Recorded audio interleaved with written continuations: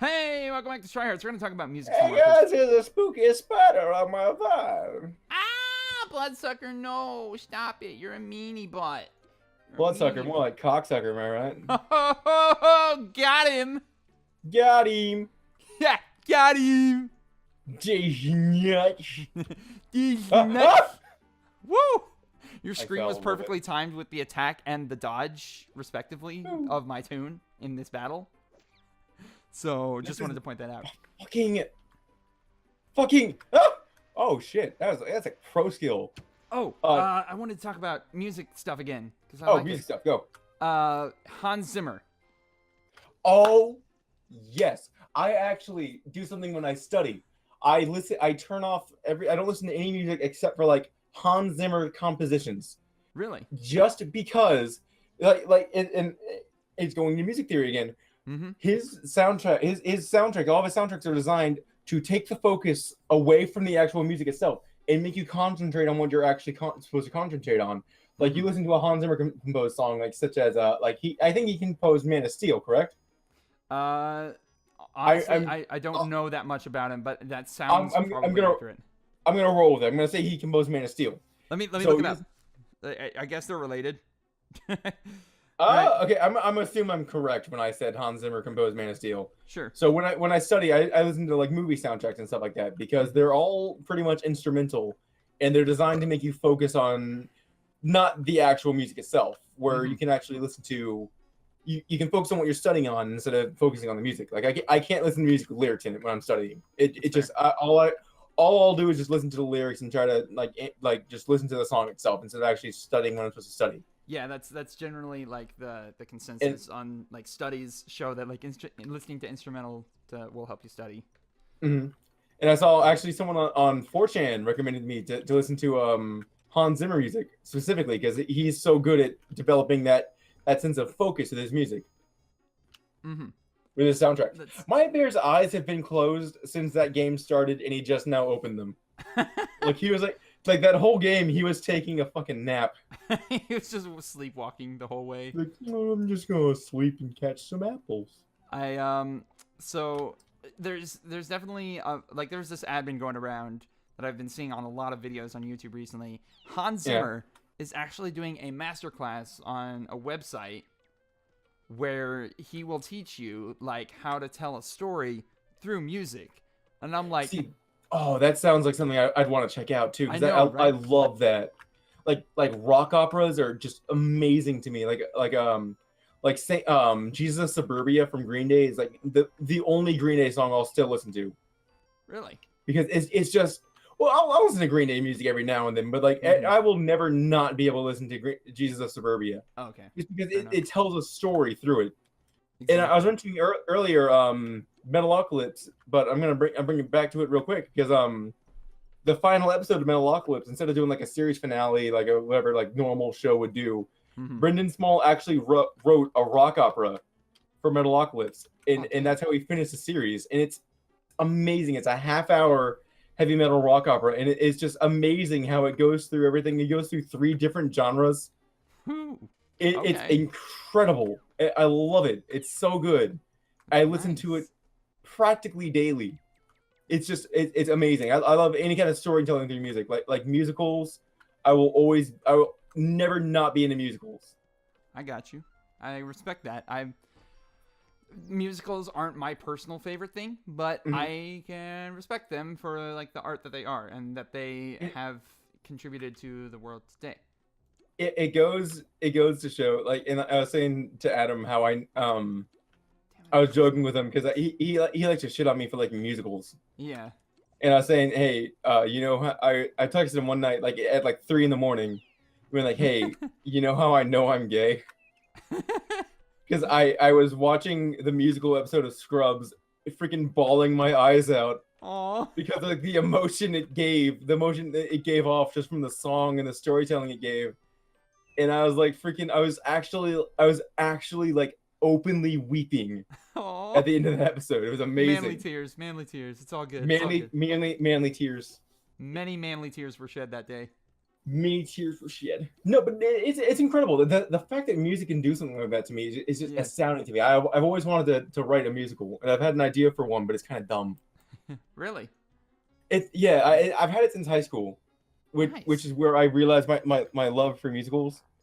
Fair enough. But it's really I don't have the idea for the entire musical, but I have an idea for like the main or like maybe like the intro musical number, where it's just like this big giant like bustling thing where a whole bunch of people singing, everyone all these guys friends coming around coming to sing with him, and then at the end it all kind of like the rising action just stops, all it goes dark on the stage, door opens in the back, honey fucking supper's ready or whatever, and then the character just stands up from the floor and just walks out, and then reveals the whole time he was actually imagining the whole thing. Aw, And that's so cool.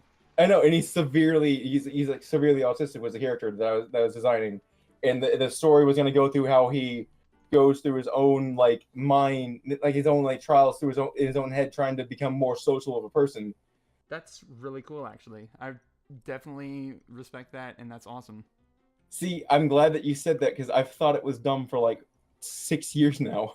I think if you play your cards right, it could be like something really like emotionally moving and See, and that's legitimate. what I'm going for because like it's such a big scene, like a big happy, everyone's dancing, everyone's having a good time, then it just stops. Yeah.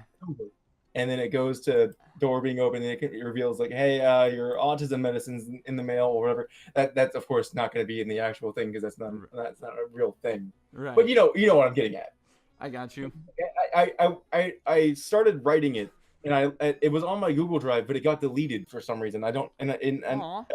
I didn't write much of it, Okay. So it so wasn't too big of a loss. it's not like a major loss. Yeah. Right. Okay. I don't mean to like completely ruin your train of thought, but I just wanted to point out that there's a person here named Fat Jellyroll, and that is the funniest thing to me. Oh, I could have done that. Fat Jellyroll. I was gonna be fat something, but I couldn't think of a good thing to go with fat on my Jellyroll character. is one of the preset names that you can choose from the list, I think, actually. Jellyroll was the name of a character on an anime I used to watch when I was younger. Did you ever hear of Bobobo? Bo. It's like a phone Yeah. number almost. For, Yeah, Bobobo. Yeah. for all your nose handy, it's dial for Bo. Oh, you know how names, yes. I fucking love Bobobo. I will never not love that show. It's so dumb, and it's like actually the stupidest thing I've ever watched, but it's still good. I love it. I think that's How it just probably makes the point. Yeah, how it just makes fun of all anime at the same time as being like the perfect answer to all anime. Like I love like near the end of the series, Bobo, like how most anime there's a trope where like around the end of the series he gets a major power up to become more powerful to match up to the final boss or whatever. And the way Bobo got that power up was he just found a leather jacket and just put it on. He just exuded more power Oh, somehow. well, sounds like anime to me. Yeah. So that sounds like a musical number. Sounds like anime to me. It sounds like a Nirvana style parody. Yeah. Sounds like anime to me. Sounds like anime to me. Oh, man, music parody is fun. They are. I used to do music parodies when I was in like high school. I wish I knew a little bit more about like structuring music and like making. I need to learn that. Maybe when I go to college, I'll take music as a minor and try to just learn it. Oh, these guys are both tuning me up. Oh, that's See, here's my thing about it. I think music is a thing that you don't necessarily have to know the science behind to be good at. Yeah. Because Well, I'm not even biggest talking about the science. I'm just talking about like how to actually do it is what I have no idea how to do. I think working on music in like FL Studio or like Ableton Live or whatever DAW you want to use is a good way to start. I would need to learn how to read sheet music first, I guess, because that it just ends me. I can't do it. Sheet music is definitely hard, but I've tried for years to do it, and I can't do it. I mean, I can, but like I can't. I can if I actually have when I used to play bass for my church, the piano player, he was like a freaking master composer, and what he would do for me is because I can play really well just reading the actual music and going through it, that's where I got held back. So what he actually did for me was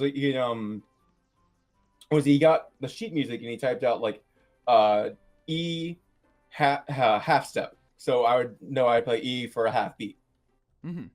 And that's how we did. And I was able to actually play like that pretty well, but I eventually just started to memorize all the songs that we played. Mm-hmm. And I always felt bad because I know if I just learned how to read and write sheet music, I know I would improve just exponentially, but I just can't do it. I have like music dyslexia.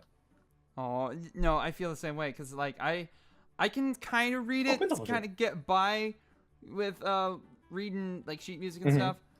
But yeah, like if you ask me to like sight read something, I'll be like, fuck no. Yeah, and it sucks because I want to learn how to play piano, but like you can't download piano tabs because you can get like guitar tabs and learn how to play a song without knowing how to read sheet music. But like you can't like, oh, you have to play the first key out of 15. I don't even know how many keys are on a piano, like 36. I think there's like, oh god, I feel bad not knowing this. I think it's like 72 on a piano. Yeah, so you can't just like go and download piano tabs. That's not something you can do. Right. I think learning piano though will help you be able to read that because I've read online. You can't trust everything you read on the internet, but apparently a lot of people get into music by learning the piano first. And see that's what I want. I want to just go out like buy a keyboard and just like teach myself how to read music off the keyboard. Here's what I recommend because here's what I have. I have my own MIDI keyboard controller thing. The Alesis Q49, if you're curious. Okay. But it is at least this makes a drum kit that I've been wanting to buy. The DM6. DM6. Yeah, it's an electric drum kit. Yeah. But I'm pretty sure there are some free piano VSTs that you can find online. You do have to have some kind of DAW to be able to use it. But there are okay. I just learned this today actually in school. There's a free version of Avid Pro Tools. You know what? Send me that, and I'll look into getting because I can get like a little MIDI keyboard and learn that. I think that'd be fine. Yeah. Because it's okay. As far as I understand from the piano, with all I believe 76 keys, it's just is like what 5 octaves going down, if I'm correct. There are 5 octaves on the piano. Yes. Yeah. Hey, at 5, I remembered that much from my music class in freaking middle school. That's better than what I remembered it from because there was this video going around. It was like a semi-viral video. It was like this guy, he's trying to sing 5 octaves on the piano. He hits the lowest note, and it's like, obviously, he can't hit that low note. It just gets worse as he goes up. Like, when it gets to the middle, it's kind of fine, but then he starts getting to, like, the high fucking C, like, 7 or whatever it is. And he's like... yeah, that would be hard, yeah. It's just the same note for the last like 17 notes. It's like it was. I've always wanted to learn piano just because like the piano itself sounds amazing. It is there's this guy on YouTube. I would shout him out. Oh, are we over? We have been over actually, but yes, we can record more and talk about this more if you want. Okay, yeah, sure. All right, stay sweet, everyone. Tune in next time. We're going to talk more about music stuff. Stay sweet.